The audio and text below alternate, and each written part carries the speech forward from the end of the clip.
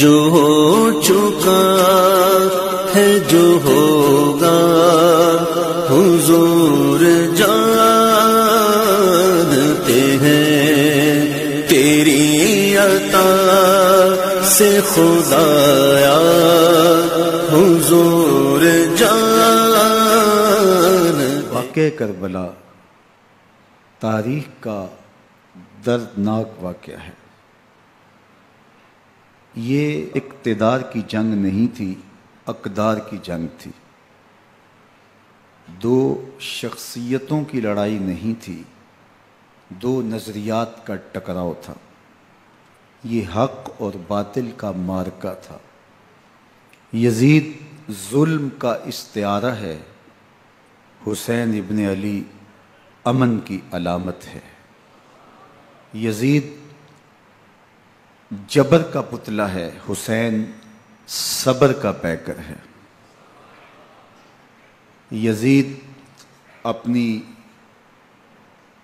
بدطینت فطرت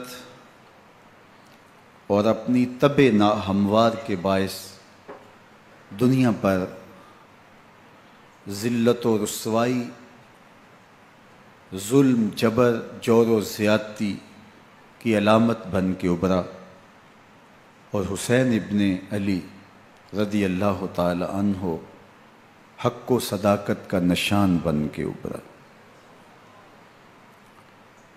کربلا کے تپتے ہوئے ریگزار میں حسینی اور یزیدی دو کردار سامنے آتے ہیں.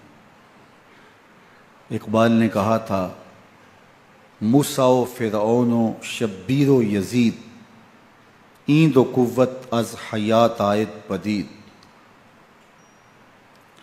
زندہ حق از قوت شبیری است، باطل آخر داغ حسرت میری است. سرخ رو عشق غیور از خون او، شوخی ای مصرع از مضمون او. تا قیامت قطع استبداد کر، موج خون او چمن ایجاد کر. یزید بہدل کی بیٹی محسون کا ناپاک بیٹا تھا، اور حسین محمد عربی کی بیٹی فاطمہ کا شہزادہ تھا. یزید دمشق کے اطراف میں سرجون اور جریر اختل جیسے اوباشوں کے جھرمٹ میں پل کے جوان ہوا. حسین کے گھر کا دروازہ مسجد نبوی کے اندر کھلتا تھا. یزید نشے میں دھت ہو کر کے نمازیں چھوڑ دیتا تھا. حسین کی کربلا کے اندر بھی نماز تہجد قضا نہیں ہوئی. یزید ظلم کا دوسرا نام ہے، حسین امن کی علامت ہے. یزید نے زندگی میں ایک مرتبہ حج کیا اور شراب کے مٹکے ساتھ لے کے آیا، اور اختل اور دیگر گویوں اور مغنیوں کو اپنے ساتھ رکھا تاکہ سفر آسانی سے کٹے. حسین ابن علی نے 25 حج سواری ہونے کے باوجود پیدل کیے. یزید حج بیت اللہ کے بعد مدینہ المنورہ آیا اور شراب کی ایک مجلس بپا کی. حضرت امام حسین رضی اللہ تعالی عنہ جب وہاں پہنچے تو شراب کی پھیلی ہوئی بدبو کو محسوس کرتے ہوئے فرمایا یہ بو کیسی ہے؟ تو نشے میں دھت یزید بولا یہ شام میں بنتی ہے، اور ایک جام منگوایا اور اس کو پیتے ہوئے دوسرا جام حضرت امام حسین رضی اللہ تعالی عنہ کی طرف بڑھاتے ہوئے کہا ابا عبداللہ لیجئے. تو حضرت امام حسین رضی اللہ تعالی عنہ نے فرمایا میں اس کی طرف دیکھتا بھی نہیں ہوں، اور پھر وہ عشقی اشعار پڑھنے لگا. جب یزید کی شراب نوشی کا منظر امام حسین رضی اللہ تعالی عنہ اپنی آنکھوں سے دیکھ چکے تھے تو مجھے بتاؤ یزید کے ہاتھ پہ امام حسین کا پاک ہاتھ کیسے آتا؟ حضرت امام حسین رضی اللہ تعالی عنہ جس ماحول میں پلے تھے، جس ماحول میں پرورش پائی تھی، جس ماحول میں رہے تھے وہ پاکیزہ اور تقدس مآب ماحول تھا، اور یزید کبھی اطراف دمشق میں، کبھی غوطہ میں، کبھی الخزرہ محل میں، اور کبھی کہاں داد عیش دیتا رہا اور لہو و لعب کے اندر مصروف رہا، اور اس کی زندگی ان چیزوں سے عبارت تھی۔ وہ محرمات کو حلال قرار دیتا، شراب نوشی اس کی ہڈیوں میں رچی ہوئی تھی، اور شریعت بیضا کا مذاق اڑایا کرتا، اور حسین ابن علی رضی اللہ تعالی عنہ کی دوستیاں جن لوگوں سے تھی وہ عبداللہ ابن عباس تھے، عبداللہ ابن عمر تھے، حضرت عبد الرحمن بن ابو بکر رضی اللہ تعالی عنہ تھے۔ یزید تو جوا کھیلتا رہا، یزید تو قمار بازی کرتا رہا، یزید تو شراب نوشی کرتا رہا، اور حسین ابن علی مسجد نبوی کے ممبر میں حضور کے پہلوؤں میں بیٹھتے رہے۔ زمانے نے وہ منظر دیکھا کہ سرخ رنگ کے جوڑے پہنے ہوئے حسنین کریمین حجرہ فاطمہ سے نکلتے ہیں، کم عمری کی وجہ سے کبھی گرتے ہیں کبھی سنبھلتے ہیں، اور آقا کریم خطبہ ارشاد کر رہے ہیں، خطبہ چھوڑ کے حضور نے شہزادوں کو اٹھا لیا۔ وہ منظر بھی زمانے نے دیکھا۔ حضرت عبداللہ بن شداد کہتے ہیں کہ حضور سجدے میں تھے اور سجدہ اتنا طویل ہو گیا، ہمیں لگا یا تو وحی کا نزول ہو رہا ہے یا پھر اللہ کا حکم آ گیا اور اللہ کے محبوب کی روح قبض کر لی گئی۔ لیکن میں نے جب نظریں اٹھا کے ننکیوں سے دیکھا تو کیا منظر تھا کہ حسین ابن علی حضور کی پشت پہ بیٹھے ہوئے اور میرے آقا سجدے کو طول دے رہے ہیں۔ اللہ اکبر! حسین کے لیے پیغمبر کے سجدوں کو طول دیا جا رہا ہے۔ حسین ابن علی کبھی ممبر پہ حضور کی اطراف میں بیٹھتے ہیں، وہ منظر بھی دنیا نے دیکھا کہ حضور کے مبارک کندھوں پر حسین ابن علی بیٹھے ہیں اور حضور کی زلفوں کو پکڑا ہوا ہے۔ تو حضرت عمر رضی اللہ تعالیٰ عنہ دیکھ کے کہتے ہیں واہ واہ کیسی سواری میسر آئی حسین ابن علی کو۔ تو میرے آقا مسکرا کے کہتے ہیں عمر سواری دیکھتے ہو سوار بھی تو دیکھو۔ اللہ اکبر! حضرت اسامہ بن زید بن حارثہ رضی اللہ تعالیٰ عنہ فرماتے ہیں رات کا ایک پہر گزر گیا اور مجھے حضور سے کوئی کام تھا، میں آقا کریم کی خدمت میں حاضر ہوا، در دولت پہ دستک دی، حضور تشریف لائے تو چادر اوڑی تھی، بکل کی ہوئی تھی میرے حضور نے، تو میں نے اپنی حاجت کہی تو حضور نے میری حاجت پوری کر دی۔ لیکن ایک منظر میں نے دیکھا کہ حضور نے جو چادر کی بکل فرمائی تھی اس کے اطراف میں پہلوؤں میں ابھار تھے جس طرح اندر کوئی ہو۔ مجھ سے نہ رہا گیا، میں نے پوچھ لیا، میں نے کہا بندہ نواز چادر کے اندر کیا ہے؟ فَكَشَفَهُ، تو حضور نے چادر کو کھول دیا۔ فَإِذَا الْحَسَنُ وَالْحُسَيْنُ عَلَىٰ وَرِكَيْهِ، تو کہتے ہیں میں نے اپنی آنکھوں سے دیکھا ایک پہلو سے امام حسین لپٹے ہوئے تھے، ایک پہلو سے امام حسن لپٹے ہوئے تھے۔ فرمایا یہ میرے بیٹے ہیں، یہ میری بیٹی کے بیٹے ہیں، اے اللہ میں ان سے پیار کرتا ہوں، تو بھی ان سے پیار کر، جو ان سے پیار کرے اس سے بھی پیار کر۔ ان کی محبت کا درس دیا، ان کے پیار کا سبق پڑھایا، کہا ان سے پیار کرنے والا میرے سے پیار کرنے والا ہے، ان سے بغض رکھنے والا میرے سے بغض رکھنے والا ہے۔ ان کی تکلیف حضور کو بے چین کر دیتی تھی۔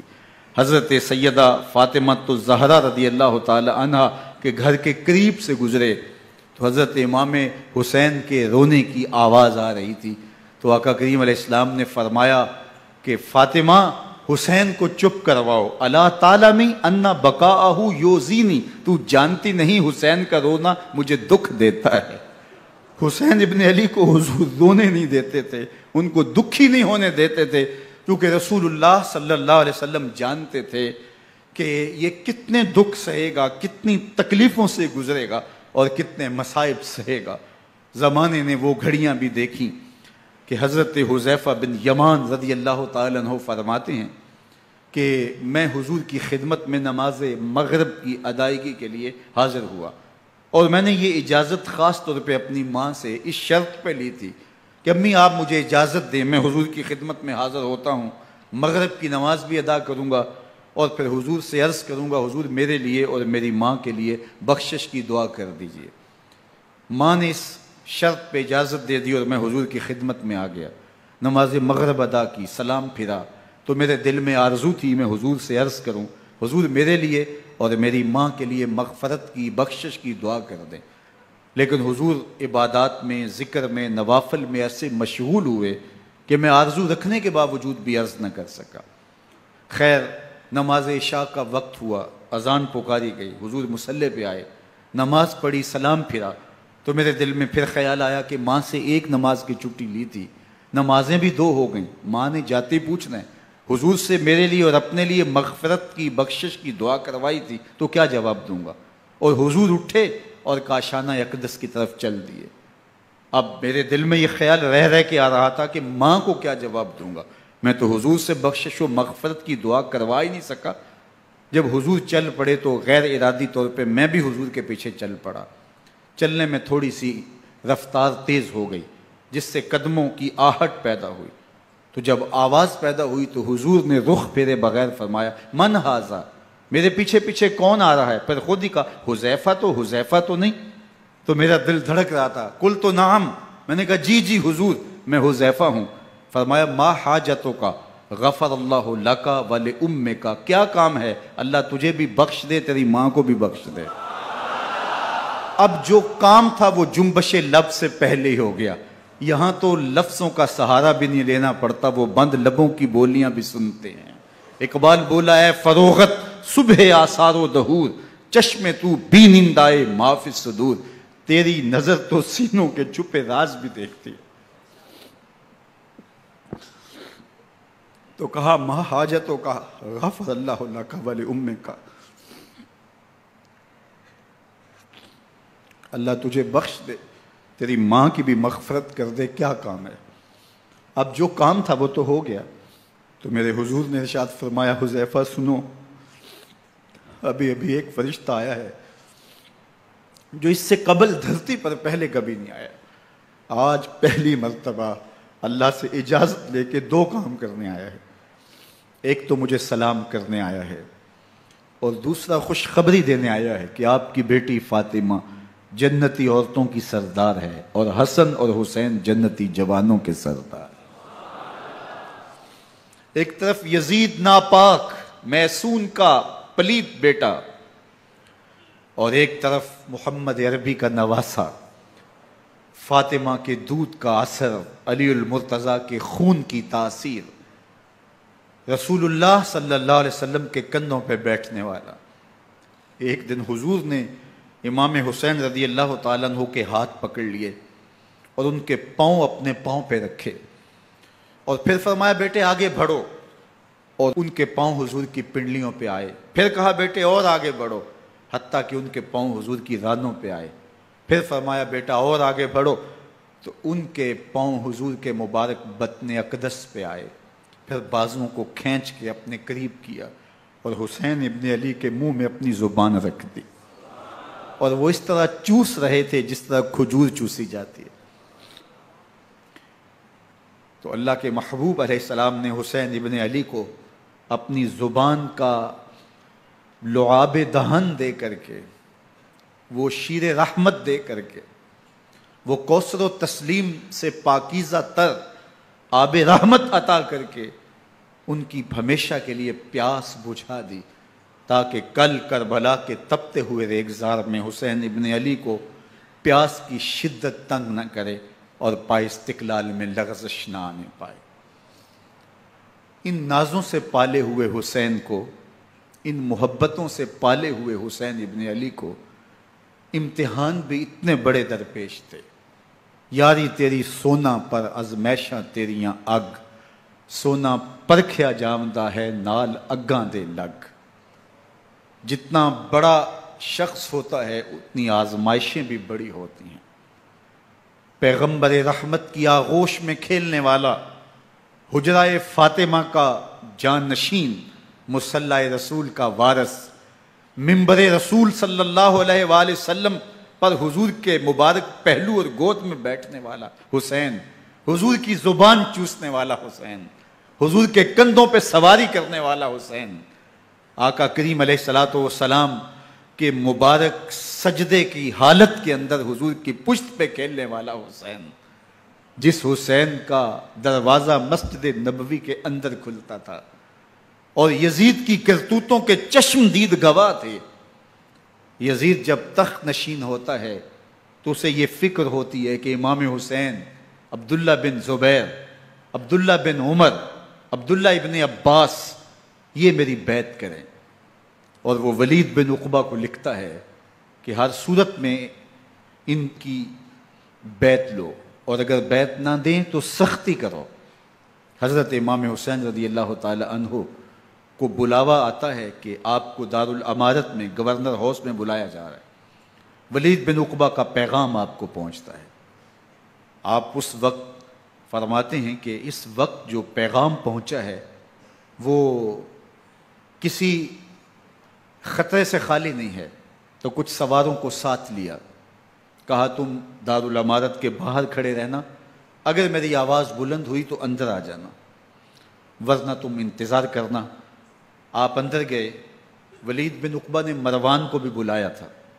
مروان بن حکم یہ گورنر مدینہ ولید سے پہلے رہ چکا ہے، تو اس نے مشورہ دیا کہ سختی کی جائے. خیر ولید بن عقبہ نے کہا کہ یہ خط ہے، حضرت امیر معاویہ کا انتقال ہو گیا اور یزید تخت نشین ہوا ہے، لہٰذا وہ آپ سے بیعت کا مطالبہ کرتا ہے. تو حضرت امام حسین رضی اللہ تعالیٰ عنہ نے فرمایا کہ میرے جیسا شخص یوں چھپ کے بیعت نہیں کر سکتا. اور آپ واپس پلٹے. مروان بن حکم نے ولید بن عقبہ کو کہا کہ یہ موقع ہے جانے نہ دیا جائے، اگر یہ نکل گئے تو دوبارہ تم قابو نہیں پا سکو گے، اور انہیں یہیں قتل کر دیا جائے. حضرت امام حسین رضی اللہ تعالیٰ عنہ نے یہ بات سن لی. کہتے ہیں حضرت امام حسین انہی قدموں کے بل واپس پلٹے اور مروان بن حکم سے مخاطب ہو کے کہا، مروان کیا بول رہا ہے؟ وہ خاموش ہو گیا. فرمایا تو جانتا نہیں ہم کون ہیں؟ آنا حسین ابن علی ابن ابی طالب، میں حسین ہوں، میں علی کا بیٹا ہوں. ہمارے گھر میں قرآن اترتا رہا ہے، وحی کا نزول ہوتا رہا ہے، اور یزید فاسق ہے، فاجر ہے، مسلمانوں کا قاتل ہے اور شرابی ہے. میں ڈنکے کی چوٹ پہ یزید کی بیعت سے انکار کرتا ہوں. بس حیدری کچھار سے محمدی شیر نکل آیا ہے. اب اوسان خطا ہو گئے، راستہ چھوڑ دیا، واپس آئے. سیدہ زینب سے ملے. کہا مدینے کو چھوڑنا پڑے گا. کہا بھیا کیا ہوا؟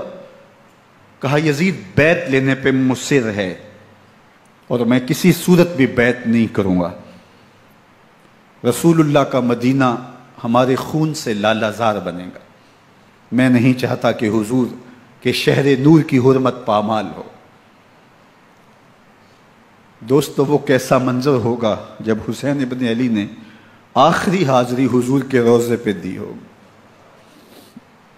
حاجی یا معتمر 10 دن کے لیے، 8 دن کے لیے، 20 دن کے لیے مدینہ المنورہ عارضی سکونت اختیار کرتا ہے، اور حضور کے روضہ انور سے، اس شہر نور سے، ان گلیوں سے، ان بام و در سے ایسا مانوس ہو جاتا ہے کہ جب واپس پلٹ رہا ہوتا ہے ان دعاؤں کے ساتھ کہ دوبارہ آنا بھی نصیب ہو، اور اسے لگتا ہے کہ میں دوبارہ بھی بلایا جاؤں گا، لیکن اس کے باوجود شہر حبیب چھوڑنا قیامت سے کم نہیں ہوتا. اعظم چشتی مرحوم آخری بار جب حضور کے روضہ انور پہ گئے تو بیمار تھے، ویل چیئر پہ تھے. باب بقی سے باہر نکلے تو خادم سے کہا کہ میری ویل چیئر پیچھے سے کھینچو تاکہ میرا رخ روضہ انور کی طرف رہے. اور وہ پیچھے سے کھینچتا چلا جا رہا ہے، اور جب باب مکہ سے پیچھے جنت البقیع کے قریب سے گنبد خضرا نگاہوں سے اوجل ہونے لگا تو اعظم چشتی مرحوم نے کہا، جان بدن سے نکلتی ہے اعظم، جان بدن سے نکلتی ہے اعظم، کوئی آسان ہے مدینے سے جدا ہونا؟ کوئی آسان ہے مدینے سے جدا ہونا؟ یہ اس شخص کی کہانی ہے جو 10 دن 5 دن مہینہ 2 ماہ وہاں رہتا ہے اور پھر اس شہر کو چھوڑ کے آنا اس کے لیے آسان نہیں ہوتا۔ اور مجھے بتاؤ کہ حسین جو پیدا مدینے میں ہوا، جس کے گھر کا دروازہ مسجد نبوی کے اندر کھلتا تھا، جو مسجد نبوی کے اندر پرورش پا کے جوان ہوتا ہے اور مدینے کی گلیوں میں کھیلتا رہا، اس حسین ابن علی کے لیے مدینہ چھوڑنا، اور پھر وہ اس بات کا علم اور شعور رکھتے تھے کہ یہ آخری بار حضور کے در پہ حاضری ہے، دوبارہ اس شہر نور میں نہیں آ سکوں گا، تو کیا قیامت ہوگی اور کیا منظر ہوگا۔ محمد بن حنفیہ کے علاوہ خاندان نبوت کے جتنے لوگ تھے ان سب نے شہر مدینہ کو الوداع کہا، اور رات کے موقع میں مدینہ المنورہ کو، مسجد نبوی کو چھوڑ کر کے مکہ کی جانب عازم سفر ہوئے۔ 3 شعبان المعظم کو مکہ المکرمہ پہنچتے ہیں، ادھر کوفیوں کے خطوط آنے شروع ہو جاتے ہیں۔ حضرت امام حسین رضی اللہ تعالیٰ عنہ مسلم بن عقیل رضی اللہ تعالیٰ عنہ کو صورتحال معلوم کرنے کے لیے بھیج دیتے ہیں۔ 40,000 کوفی آپ کے ہاتھ پہ بیعت کر لیتے ہیں۔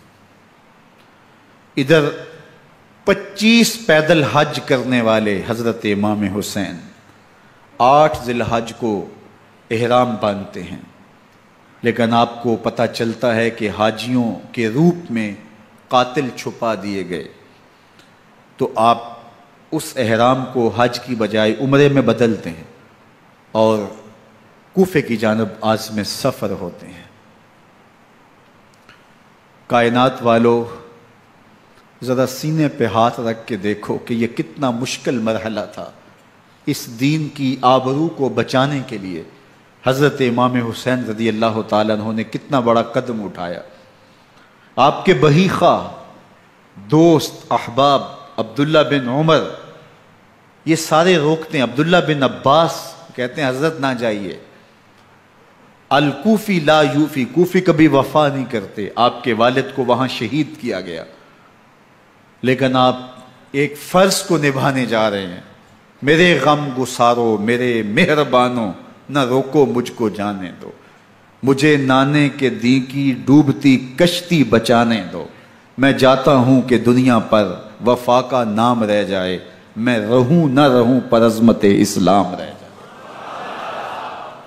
میں نہیں جاتا تو نبی کے گھر کی آن جاتی ہے، میں نہیں جاتا تو نبی کے گھر کی آن جاتی ہے، تمہارا دین جاتا ہے، میری غیرت ایمان جاتی ہے۔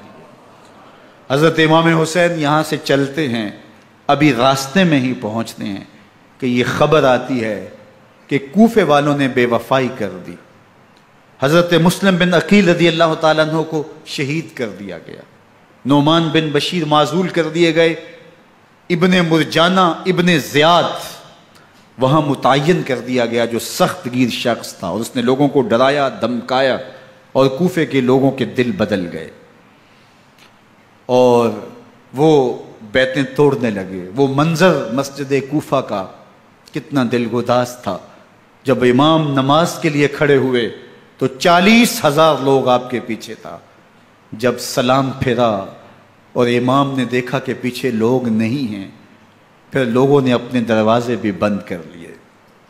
رات کی تنہائیاں ہیں اور حضرت مسلم بن عقیل کو کوئی پناہ دینے والا نہیں ہے، لوگوں نے دروازے بند کر لیے کہ کہیں ہمارے گھر میں نہ آ جائیں اور ہم مشقت اور حکومتی تشدد کا شکار نہ ہوں۔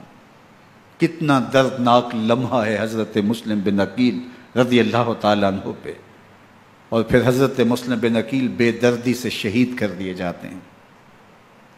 آپ ابھی راستے میں ہیں، یہ ساری کہانی پہنچتی ہے کہ حضرت مسلم شہید کر دیے گئے اور بے دردی سے شہید کر دیے گئے۔ وہ جنہوں نے خط لکھے تھے کہ ہم آپ کے ساتھ ہیں اور ہم منتظر ہیں، چشم برا ہیں، آپ کے قدموں کی چاپ سننے کے لیے بے تاب ہیں، آج انہوں نے بیتیں توڑ دی، 40,000 کوفی منحرف ہو گئے۔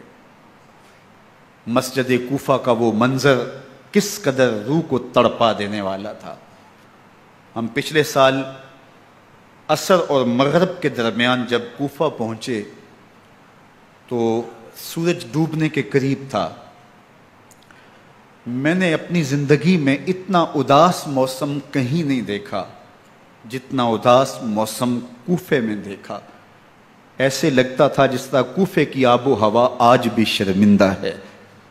جو مسلم بن عقیل اور خاندان نبوت کے ساتھ اہل کوفہ نے کیا، حضرت امام حسین رضی اللہ تعالیٰ عنہ کو ان کے بہی خواہوں نے، اعزاء نے، اقربا نے، دوستوں نے، آوان و انصار نے، ساتھیوں نے کہا کہ حضرت حالات یکسر تبدیل ہو گئے، اب ہمیں مراجعت کر جانی چاہیے، واپس پلٹ جانا چاہیے۔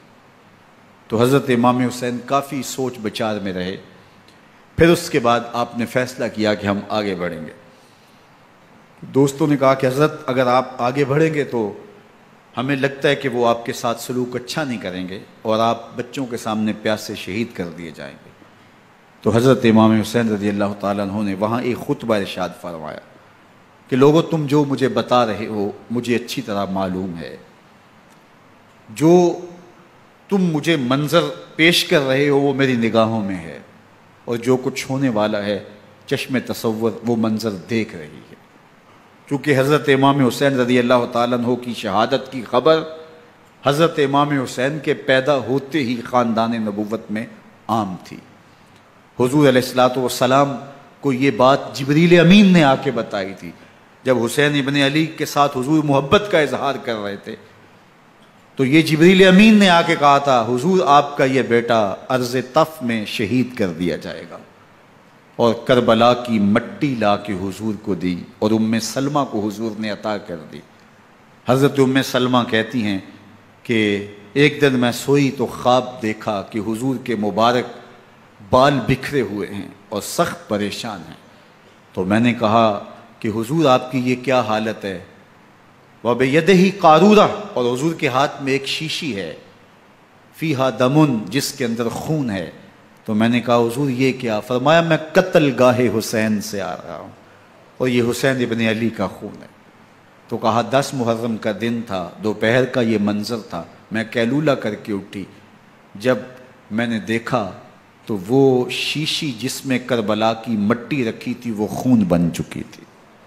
تو یہ خبر پہلے دی گئی تھی، یہ بتا دیا گیا تھا۔ فرمایا میرے دوستو جو تم مجھے بتاتے ہو میں اس سے بے خبر نہیں ہوں، یہ سب کچھ ہونے والا ہے، لیکن اس کے باوجود میں کیوں جا رہا ہوں؟ تو آپ کا ایک تاریخ ساز جملہ ہے جو کربلا کے فلسفے کو ہمارے سامنے رکھتا ہے کہ یہ اتنا بڑا امتحان کیوں دیا۔ حضرت امام حسین رضی اللہ تعالیٰ عنہ نے فرمایا وَلَكُمْ فِي أُسْوَةٌ، میں اس لیے جا رہا ہوں قیامت تک ظلم، جبر اور ناانصافی کے خلاف کھڑے ہونے والوں کے لیے کوئی نمونہ تو ہو۔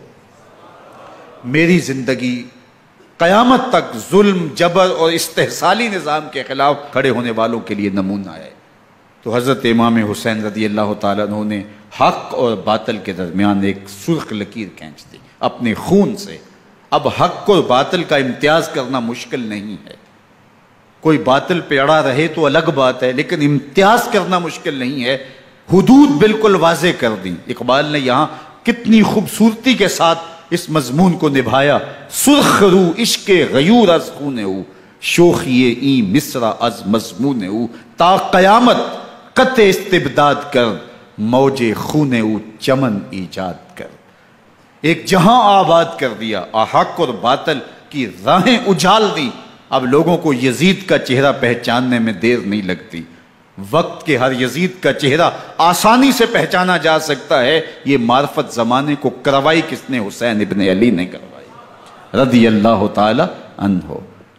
تو حضرت امام حسین نے فرمایا کہ جو میرے ساتھ ہونے والا ہے میں اچھی طرح جانتا ہوں، لیکن میں اس کے باوجود آگے بڑھوں گا۔ پھر بڑھے اور کربلا میں جا کے خیمہ زن ہو گئے۔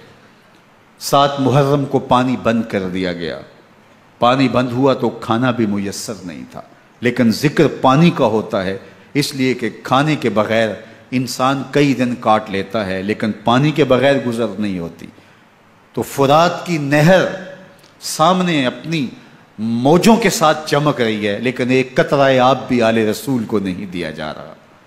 کائنات کے اندر ایسے انوکھے امتحان بھی ہوتے ہیں، وارث ہوں ساقی کوثر کے، مالک ہوں حوض کوثر کے، اور بیٹے ہوں ساقی کوثر کے، اور آج ایک بوند پانی کی بھی میسر نہ ہو۔ صبر کا امتحان ہے، عزیمت کا امتحان ہے۔ حضرت امام حسین رضی اللہ تعالیٰ عنہ خیمہ زن ہو گئے، 3 دن تک پانی بند رہتا ہے۔ 9 محرم کو رات کی تنہائی میں حملہ آور ہونا چاہتے ہیں، لیکن آپ نے کہا کہ ہمیں اللہ کے حضور عبادت اور ذکر کے لیے وقت دیا جائے۔ ساری رات ذکر میں گزرتی ہے، عبادات میں گزرتی ہیں۔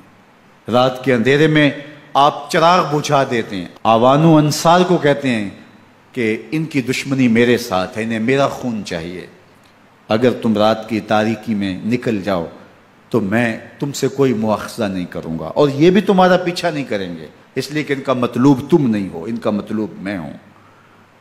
جب چراغ جلایا تو کوئی بھی نہیں گیا۔ مسلم بن نوسجہ کھڑے ہو کے کہتے ہیں حضرت اگر ہمارے بدن کو 70 بار کاٹا جائے اور جلایا جائے اور ہواؤں میں اڑا دیا جائے پھر بھی آپ کا ساتھ نہیں چھوڑیں گے۔ 70 سال کے بوڑھے ہیں حبیب بن مظاہر، کہتے ہیں حضرت آپ کو چھوڑ کے جائیں کہاں، آپ کو چھوڑ کے جائیں کہاں؟ کوئی ساتھ چھوڑنے کے لیے تیار نہیں ہے۔ پیاس ہے، سخت گرمی ہے، کربلا کا ماحول ہے، 72 افراد اور خاندان کی خواتین میدان کربلا میں خیمہ زن ہیں۔ دوسری طرف لشکر اعداء اشقیا 22,000 کی تعداد میں مقابلے میں، ایک روایت 30,000 کی ہے۔ ان صرف 72 پیاسے لوگوں کے لیے اتنے لوگوں کو جمع کرنے کا مقصد خوف زدہ کرنا تھا۔ شرط ہے کہ یزید کی بیعت کر لیں، محاصرے توڑ دیں گے، پانی دستیاب ہوگا، اعزاز و اکرام سے نوازا جائے گا، خزانوں کے منہ کھول دیے جائیں گے۔ لیکن حسین ابن علی کہتے تھے سب کچھ لٹ جائے گا، باطل کے ہاتھ پہ ہاتھ نہیں رکھوں گا۔ اللہ اکبر۔ اب صبح طلوع ہوتی ہے، عاشور کا دن چڑھتا ہے، سورج اپنی پوری تمازت کے ساتھ گرمی برسا رہا ہے۔ آج خاندان نبوت کا امتحان زمانے نے دیکھنا ہے۔ رسول اللہ کا لعاب چوسنے والا اس کے صبر کا آج امتحان ہے۔ حضور کے کندھوں پہ کھیلنے والے حسین کا آج امتحان ہے۔ اللہ اکبر۔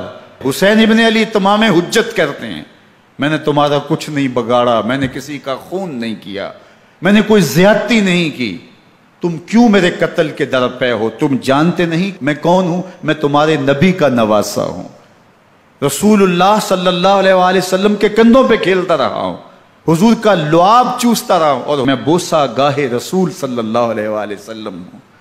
لیکن ان اشقیاء کے دل پر کوئی چیز اثر انداز نہیں ہوتی۔ ایک ہور ہے، اللہ اس کے دل میں نرمی ڈالتا ہے۔ پہلے تو امام حسین کو گھیر کے لے کر کے آتا ہے، لیکن بعد میں وہ قافلہ یزید سے قافلہ حسین کی طرف آ جاتا ہے۔ امام حسین فرماتے ہیں تو دنیا میں بھی ہور ہے، آخرت میں بھی ہور ہے، آزادی مل جاتی ہے۔ باقی 22,000 کا لشکر جرار امام حسین کے قتل کے در پائے ہے۔ پھر تاریخ نے خاندان نبوت کا وہ انوکھا امتحان دیکھا۔ حضرت امام حسین کے بچے بالخصوص خواتین پیاس کی شدت میں حلق خشک ہیں۔ حضرت سکینہ تڑپ کے اپنے باپ سے کہتی ہیں کہ مجھے 6 ماہ کے علی اصغر کی پیاس نہیں دیکھی جا رہی۔ بچے کو ہاتھوں پہ اٹھاتے ہیں اور نہر فرات کے کنارے پہنچ کے فرماتے ہیں اشقیاء سے مخاطب ہو کے تمہارا معاملہ میرے ساتھ ہے، اس 6 ماہ کے بچے نے تمہارا کچھ نہیں بگاڑا، اور چلو بھر کے اس کا حلق سیراب کرنا چاہتے ہیں۔ ایک 2 شاخہ تیر آتا ہے جو حضرت علی اصغر کے گلے کو چیر دیتا ہے۔ راوی لکھتے ہیں کہ وہ عام تیر نہیں تھا، جانوروں کو شکار کرنے کے لیے جو بڑے تیر ہوتے ہیں وہ 2 شاخہ تیر تھا۔ وہ گردن کو کاٹ دیتا ہے، خون بہنے لگتا ہے، گردن لٹک جاتی ہے۔ حضرت امام حسین وہ بہتا ہوا خون اپنے چلو میں لیتے ہیں اور آسمان کی طرف اچھال کے کہتے ہیں مالک حسین کی یہ قربانی بھی قبول فرما۔ یہ تماشا لبے بام نہیں ہے۔ بچہ بیمار ہو، ڈاکٹر جواب دے دیں، ماں باپ کے ہاتھ پھول جاتے ہیں۔ زندگی کی سانسیں ابھی چل رہی ہوتی ہیں، لیکن ڈاکٹر کہے کہ یہ میرے بس کا روگ نہیں ہے، کہیں اور لے جاؤ، تو زندگی کا لف و نشر غیر مرتب ہو جاتا ہے۔ میں سلام پیش نہ کروں حسین ابن علی کو، 6 ماہ کا علی اصغر ہاتھوں میں دم توڑتا ہے، گردن لٹک جاتی ہے، خون بہہ رہا ہے، اب خیموں کی طرف بڑھ رہے ہیں، لیکن زبان پہ شکایت نہیں ہے، کہتے ہیں مالک حسین کی یہ قربانی قبول کر لے۔ اب خیموں کی طرف آنا، شہر بانو، ام رباب، سیدہ زینب، حضرت سکینہ سلام اللہ علیہا کا سامنا کوئی آسان کام نہیں تھا، لیکن حسین ابن علی آتے ہیں، شہزادے کو یہاں خیموں کے قریب رکھ کے کہتے ہیں کہ یہ حوض کوثر سے سیراب ہو گیا ہے۔ اللہ اکبر، کوہرام مچ جاتا ہے خیموں کے اندر، کیا منظر ہوگا، اور ان کو کن الفاظ کے پیرائے میں ڈھال کر کے ان کیفیات کو بیان کیا جا سکتا ہے جو اہل بیت کے خیموں کے اندر علی اصغر کی شہادت کے بعد کا منظر رقم ہو رہا ہوگا۔ اللہ اکبر، ادھر اشکیا آوازیں دے رہے ہیں، مبارزت کے لیے پکار رہے ہیں۔ زمانے نے پھر وہ منظر بھی دیکھا کہ جوان بیٹے کو 18 سال کی کمائی حضرت امام حسین میدان عمل میں بھیج رہے ہیں۔ وہ علی اکبر جو حسین کا نور نظر ہے، آنکھوں کا قرار ہے، دل کی تسکین ہے۔ اور پھر حضرت علی اکبر جب گھوڑے کی زین سے فرش زمین پہ گرتے ہیں تو باپ کو آواز دیتے ہیں، اور حضرت امام حسین جو ہے وہ آگے جا کے بیٹے کی لاش اٹھاتے ہیں۔ اللہ اکبر، 18 سال کے بیٹے کی لاش کو کندھوں پہ اٹھا کے خیموں تک لاتے ہیں اور ہاتھ پھیلا کے کہتے ہیں مالک حسین کی یہ قربانی بھی قبول فرما۔ کبھی قاسم بن حسن کی لاش اٹھا کے لاتے ہیں، کبھی اون و محمد کی لاشیں اٹھا کے لاتے ہیں، بھتیجوں کی، بھانجوں کی، بھائی عباس کے کٹے ہوئے بازو اور زخموں سے چھدا ہوا لاشا۔ کیا کیا قیامتیں تھیں جو اس کربلا کے ایک میدان کے اندر نہیں توڑی گئیں۔ حضرت امام حسین پر دکھ پہ دکھ، تکلیفوں پہ تکلیفیں۔ اب 71 لاشیں اٹھا کے خیموں تک پہنچا چکے، اور ادھر مبارزت کی دعوت دی جا رہی، آؤ میدان عمل میں آؤ، اب دیر کیوں کر رہے ہو۔ رسول اللہ کا حرم، رسول اللہ کی شہزادیاں جو نازوں میں پلی تھیں، وہ کلیاں جو شبنم کا بوجھ بھی گوارا نہیں کر سکتی تھی، آج مصیبتوں کے پہاڑ ٹوٹ گئے۔ حضرت امام حسین کبھی شہربانوں کو، کبھی ام رباب کو دلاسا دیتے ہیں، کبھی حضرت زینب کو کہتے ہیں۔ حضرت زینب کربلا کے اس میدان کے اندر بڑے حوصلے کے ساتھ اپنے بھائی کے ساتھ کھڑی رہی، اپنے 2 بیٹے راہ خدا میں پیش کیے، ان کی لاشیں وصول کی، لیکن زینب جس جرأت کے ساتھ، جس پامردی کے ساتھ اس سارے منظر کو حوصلے کے ساتھ سہتی رہی، وہ یقیناً حوصلہ سیدہ زینب سلام اللہ علیہا کا ہی ہے۔ لیکن یہ وہ منظر تھا کہ زینب کا دل بھی ڈول گیا جب حسین ابن علی گھوڑے پہ بیٹھنے لگے، اور ان کو گھوڑے میں بٹھانے والا کوئی نہیں تھا، اور جو بھی سوار جاتا پھر واپس اس کی لاش ہی آتی اور حسین ابن علی لے کے آتے۔ آج حسین ابن علی جا رہے ہیں، زندگی کا سارا سرمایہ لٹ رہا ہے، حضرت زینب سلام اللہ علیہا سنبھل نہیں رہی۔ حضرت امام رضی اللہ تعالیٰ عنہ اٹھے اور آپ نے حضرت زینب کو صبر کی تلقین کی اور کہا کہ صبر ہی بہترین ذریعہ ہے اور اللہ کی قربت کا ایک بہترین سبب ہے، اور ان کو صبر کی تلقین کرتے ہوئے فرمایا کہ میرے بعد تم نے اس ذمہ داری کو سنبھالنا ہے، اور ان مخدرات اسلام کی، ان شہزادیوں کے پردے کی تم نے حفاظت کرنی ہے۔ اور پھر گھوڑے کی زین کس کے امام حسین لشکر اشکیا کی طرف بڑھتے ہیں۔ اب خیموں سے سسکیوں کی آواز آ رہی ہے، ان کا سردار، ان کا تاجدار آج سب کو چھوڑ کے کربلا کے میدان کی طرف بڑھ رہا ہے۔ جرم کیا کیا، قصور کیا کیا، اس نے کیا زیادتی کی کہ آج نیزوں اور انیوں کے مقابلے میں 22,000 کا لشکر حضرت امام حسین پہ ٹوٹ پڑتا ہے۔ آپ پھر اتمام حجت کرتے ہیں، میں نے کسی کو قتل نہیں کیا، خون ناحق نہیں بہایا، میرے خون کے درپے کیوں ہو، اپنی آخرت کیوں برباد کرتے ہو، تم جانتے نہیں میں کون ہوں، میں تمہارے نبی کا نواسا ہوں۔ لیکن ابن زیاد کہتا ہے مقابلے میں آؤ، پھر حضرت امام حسین رضی اللہ تعالیٰ عنہ مقابلے میں آتے ہیں، اور جب گھوڑے کو ایڑ لگا کے دشمن اشقیاء پہ ٹوٹتے ہیں تو پھر ایسا منظر ہوتا ہے کہ وہ بھیڑ بکریوں کی طرح آگے بھاگتے ہیں۔ 71 زخم کلیجے پہ لیے شجاعت کا یہ پیکر جب میدان میں آتا ہے، آواز آتی، یہ کون ذی وقار ہے، بلا کا شاہ سوار ہے، لباس ہے پھٹا ہوا، غبار سے اٹا ہوا، تمام جسم نازنی چدا ہوا کٹا ہوا، یہ نبی کا نور عین ہے، یہ بال یقین حسین ہے، یہ حسین ابن علی ہے رضی اللہ تعالیٰ عنہ۔ پھر چاند بادلوں میں گھر جاتا ہے، شامی ہنڈے تیر برساتے ہیں، تلواروں سے آپ کے بدن پر ضربیں لگاتے ہیں اور نیزوں سے آپ کے بدن کو پرو دیتے ہیں۔ جب آپ کا پیراہن بعد میں اتارا گیا تو آپ کے پیراہن میں 122 سوراخ تیروں کے تھے، 33 زخم تلواروں کے اور 34 گھاؤ نیزوں کے تھے۔ جب گھوڑے کی زین سے فرش زمین پر آئے، بدن چھلنی تھا، زخم زخم سے خون بہ رہا تھا، 3 دن کا پیاسا حسین، اللہ اکبر، بدن زخموں سے چور، 71 لاشیں کلیجے پہ لیے، مخدرات اسلام کے پردے کا خیال دل میں الگ ہے، لیکن گھوڑے کی زین سے جب فرش زمین پہ امام حسین آتے ہیں، زبان پہ ہائے نہیں، نالا و شیون نہیں، چیخ و پکار نہیں، آتے ہی پیشانی سجدے میں رکھتے ہیں اور پکارتے ہیں اللہم ردن بقضائک وصبرن علی بلائک تسلیما لامرک سبحان ربی الاعلی۔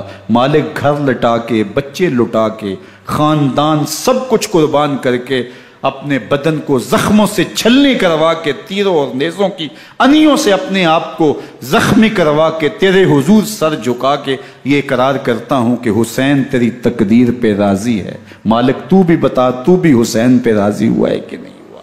آواز آ رہی ہے، اس پیاسے پر علی شیر خدا کو ناز ہے، اس نواسے پر محمد مصطفیٰ کو ناز ہے، اوروں نے بھی سجدے کیے پر اس کا عجب انداز ہے، اس نے وہ سجدہ کیا جس پر خدا کو ناز۔ حسین ابن علی رضی اللہ تعالیٰ عنہ کا سر انور دستے قاتل نے تب کاٹا جب وہ سجدے میں جھکا ہوا تھا۔ یزید نے کہا میں بیعت لوں گا، امام حسین نے کہا کبھی بھی نہیں دوں گا، یہ سر کٹ سکتا ہے جھک نہیں سکتا۔ سر کاٹ کے نیزے کی نوک پہ چڑھا دیا گیا، اور یہ اس بات کا اعلان تھا کہ ہم جیت گئے اور حسینی ہار گئے، اور لشکر یزید میں غوغا مچ گیا، نقارے بجنے لگے کہ ہم جیت گئے، دیکھو امام حسین شہید کر دیے گئے، اور سر کاٹ کے نیزے کی نوک پہ چڑھایا گیا۔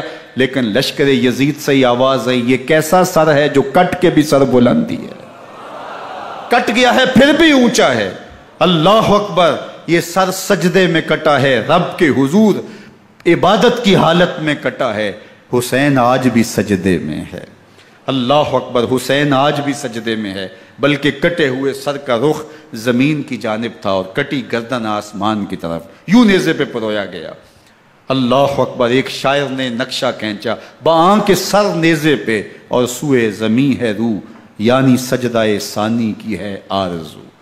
رکعت کے 2 سجدے ہوتے ہیں، ابھی ایک سجدہ ہوا تھا کہ دست قاتل نے سر کاٹ دیا، کہا حسین کی پیشانی میں دوسرے سجدے کی تمنا مچل رہی ہے۔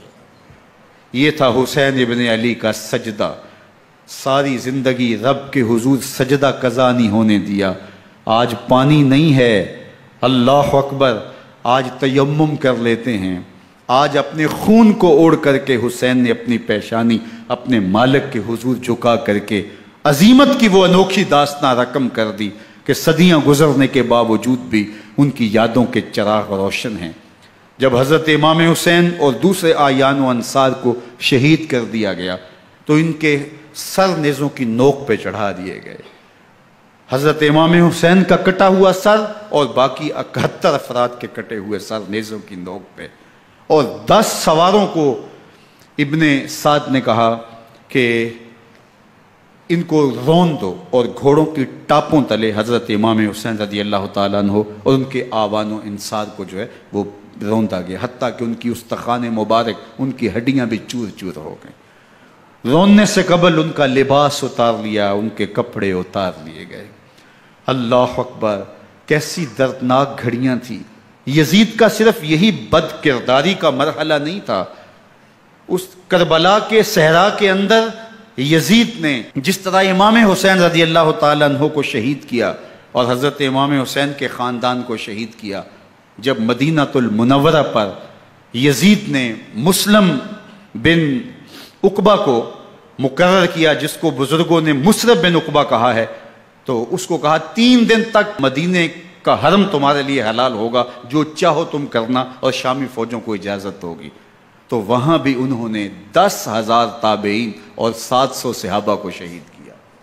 حضرت ابو سعید خدری رضی اللہ تعالیٰ عنہ گھر سے باہر نکلے، کافی بوڑھے ہو چکے تھے، تو انہوں نے حضرت ابو سعید خدری کو پکڑ لیا، کہا تم کون ہو؟ کہا مجھے ابو سعید خدری کہتے ہیں۔ تو کہا ہاں تمہارا نام سنا ہے، اور داڑھی سے پکڑ کے کھینچا اور کہا کہ ہے تمہارے پاس جو ہمیں دو؟ تو کہا کہ میرے پاس تو کچھ بھی نہیں، میں تو فقیر آدمی ہوں۔ تو ان کے گھر ان کو لے گئے، تو 2 کبوتر رکھے تھے حضرت ابو سعید خدری نے، تو وہ کبوتر لوٹ کے لے گئے۔ اللہ اکبر۔ حضرت ابن سنان رضی اللہ تعالیٰ عنہ کو، جو حضور کے علم بردار تھے فتح مکہ کے دن، ان کو ستو پہلے پلائے اور پھر ان کی گردن کاٹی گئی اور کہا یہ ہے وہ ستو جو تم زندگی میں آخری بار پیو گے۔ ایک گھر میں داخل ہوئی شامی فوج، تو ایک خاتون کے ابھی بچہ پیدا ہوا تھا، اور قابلہ نے، دائیہ نے وہ بچہ ماں کی چھاتی پہ لٹایا، اور وہ ماں کا پہلا دودھ پی رہا تھا۔ تو یہ جا کے کہنے لگے نکالو تمہارے پاس جو کچھ ہے۔ تو اس خاتون نے کہا تم جانتے ہو یہ بچہ کون ہے؟ تو انہوں نے کہا ہم نہیں جانتے۔ کہا یہ حضرت ابن ابی کبشہ انماری رضی اللہ تعالیٰ عنہ کا بچہ ہے، اور یہ وہ صحابی ہیں کہ جو بیت الشجرہ کے موقع پہ حضور کے ہاتھ پہ بیعت کرتے ہیں۔ انہوں نے اس چیز کا لحاظ نہ کیا کہ جو کچھ ہے وہ ہمیں دو، ورنہ تیرے بچے کو نہیں چھوڑیں گے۔ تو ماں بچے سے مخاطب ہو کے کہتی ہے، ابھی بچہ پیدا ہوا ہے اور ماں سے پہلا دودھ پی رہا ہے، کہ بیٹے اگر میرے پاس کچھ ہوتا، وہ قیمتی سے قیمتی چیز بھی ہوتی، تیری جان کے لیے قربان کرتی، لیکن اس وقت میرے پاس کچھ ہے نہیں۔ تو ایک شکی آگے بڑھا اور بچے کو ایک ٹانگ سے پکڑ کے کھینچ کے دیوار کے ساتھ پٹک کے مارا، جس سے دماغ کا بھیجا نکل گیا۔ کیا کیا زیادتیاں نہیں کی۔ 700 صحابہ حرہ کے واقعہ میں شہید کیے یزید نے، اور 10,000 تابعین شہید کیے۔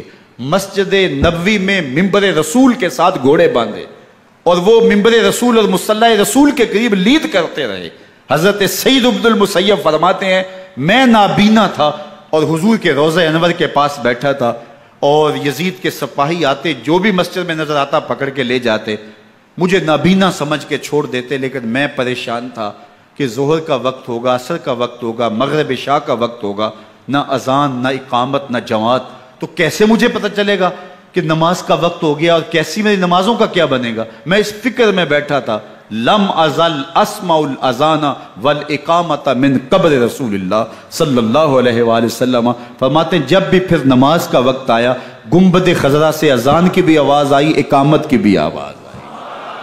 3 دن تک مسجد نبوی کے اندر گھوڑے بندے رہے، اور مدینہ کی حرمت پامال کی۔ مدینہ کے گھروں کے اندر یہ بدکماش داخل ہوئے، اور جو بدکاریاں انہوں نے کی کلیجہ منہ کو آتا ہے۔ 1002 شیزائیں ان بدکاروں کی بدکاریوں کی وجہ سے کنواری حالت کے اندر حاملہ ہوئی۔ 3 دن تک مدینے کا حرم انہوں نے پامال کیا، اور پھر مکہ المکرمہ میں کعبہ اللہ پر گولے برسائے، اور کعبہ کا غلاف جل گیا۔ وہ تو یزید مر گیا، اور حضرت عبداللہ ابن زبیر رضی اللہ تعالیٰ عنہ نے اپنی خلافت کا اعلان کیا۔ یزید کے یہ کرتوت تھے، ادھر اہل مدینہ کو ستایا، ادھر اہل مکہ کو ستایا، اور رسول اللہ صلی اللہ علیہ وسلم کے خانوادے کی بے حرمتی اور توہین کی۔ نہ صرف انہیں قتل کیا گیا، ان کی لاشوں پہ گھوڑے دوڑائے۔ ابن سعد اور شمر جو ہے وہ خیموں میں داخل ہوا، اور مخدرات اسلام کی چادریں چھیننے کی کوشش کی۔ حضرت زینب سلام اللہ علیہ نے مخاطب ہو کے کہا ہمارے چہرے کے رکھوالے چلے گئے ہیں، ظالم تو خیال نہیں کرتا ہم رسول اللہ کی بیٹیاں ہیں۔ حضرت شہربانو، حضرت زین العابدین اور حضرت زینب سلام اللہ علیہم، ان تینوں کو ایک اونٹ پہ باندھا گیا، اور باقی اونٹوں پہ باقی سادات کو، حضور کی شہزادیوں کو باندھا گیا، رسیوں میں جکڑا گیا، اور اونٹوں پہ باندھ کر کے کوفے کی جانب آگے آگے شہیدوں کے سر چل رہے ہیں، اور پیچھے یہ قافلہ چل رہا ہے۔ اور جب یہ قافلہ وہاں سے گزرا جہاں لاشیں پڑی تھی، امام زین العابدین 14 سال کے تھے اور بیمار تھے، اور ان کا حوصلہ نہ ہوا، وہاں غشی ان کے اوپر آنے لگی، اور وہ منظر ابن کثیر نے، باقی لوگوں سب نے لکھا ہے کہ پھر جب ان کی یہ حالت ہوئی تو پھر سیدہ زینب سلام اللہ علیہا، جنہوں نے ابھی تک بڑے حوصلے کے ساتھ ساری مشکلات کا مقابلہ کیا تھا، اب ان کے بندھن ٹوٹ گئے اور آنکھوں سے آنسو بہنے لگے، اور سیدہ زینب تھے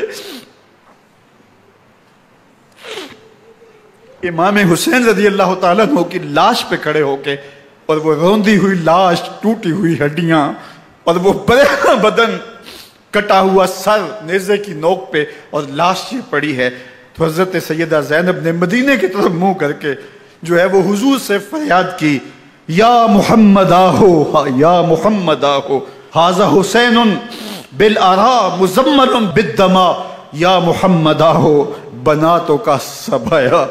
رسول اللہ، اے پیارے آقا، یا جد آہو، اے ہمارے نانا محترم، یہ دیکھیے آپ کا حسین پڑا ہوا ہے، بدن سے کپڑے اتار لیے گئے، خاک ہوائیں اڑا رہی ہیں، اور اس کے اوپر چادر جو ہے وہ مٹی کی پڑ گئی ہے، حضور آپ کی اولاد کاٹ دی گئی، اور پھر کہا بناتوں کا سبایا، حضور دیکھیے آپ کی بیٹیوں کے ہاتھ باندھ دیے گئے ہیں، اونٹوں پہ کس دیا گیا ہے، سر شہیدہ آگے آگے چل رہے ہیں، اور حضرت سیدنا امام حسین کا آگے آگے سر ہے۔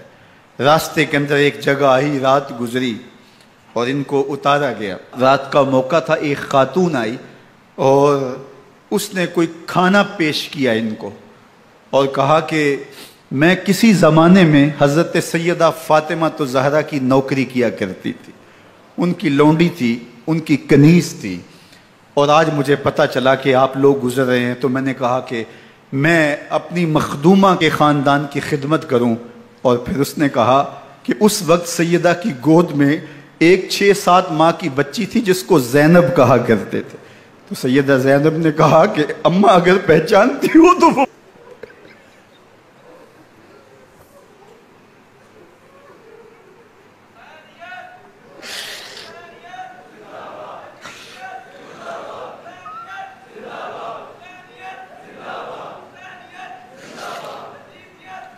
یہ تاراج اور لٹا ہوا کارواں پھر وہاں سے کوفے میں کیسے پہنچا، اور کوفے کے اندر سیدہ زینب سلام اللہ علیہا نے وہ یزید کے دربار میں، ابن زیاد کے دربار میں وہ جرأت آمیز جو باتیں کہیں، اللہ اکبر، زینب کی زبان میں علی کی خطابت بول رہی تھی، اور پھر دشمن اور دوست سارے رونے لگے، اور وہ کیا دل گداز منظر تھے، اور پھر یہ سروں کا قافلہ اور سادات کرام کا مشکیں کسی ہوئی ہیں اور اونٹوں پہ باندھے ہوئے، ان کو وہاں سے پھر قادسیہ، اور قادسیہ سے پھر دمشق یزید کے دربار میں پہنچایا گیا، اور وہاں سے یہ لٹے ہوئے خانمہ برباد تاراج لوگ مدینہ المنورہ میں کیسے پہنچے، اور اہل مدینہ نے کیسے استقبال کیا، اور وہ منظر کتنا دلگداز تھا جب اہل مدینہ زینب سے پوچھتے تھے زینب حسین کہاں ہے؟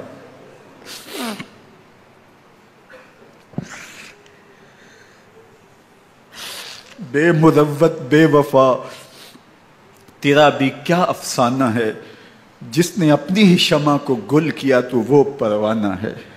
اپنے پیغمبر کے شہزادوں کو اور اپنے پیغمبر کی شہزادیوں کو جو دکھ اس امت نے دیے، یہ کائنات کی ایک انوکھی داستان ہے۔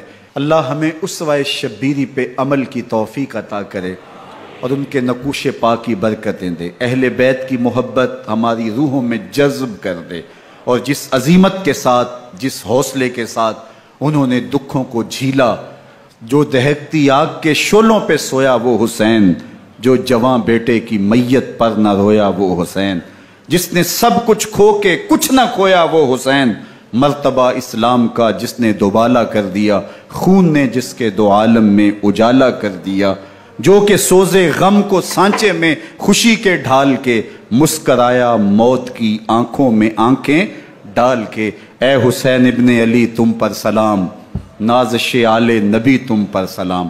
ذرا میرے ساتھ یہ پڑھ لیجئے، اے حسین ابن علی تم پر سلام، نازش آل نبی تم پر سلام، تم پہ لاکھوں رحمتیں لاکھوں سلام، اے شہیدان محبت کے امام، لالا گوں لالا بدن لالا کفن، اے چمن اندر چمن، زندگی ہی زندگی تیری حیات، اے حیات اندر حیات، افتخار ملت بیضا ہے تو، رب کعبہ کی قسم یکتا ہے تو، فخر کا دل میں دریچہ باز کرنا چاہیے، جن کا تو آقا ہے ان کو ناز کرنا چاہیے۔ وآخر دعوانا ان الحمدللہ۔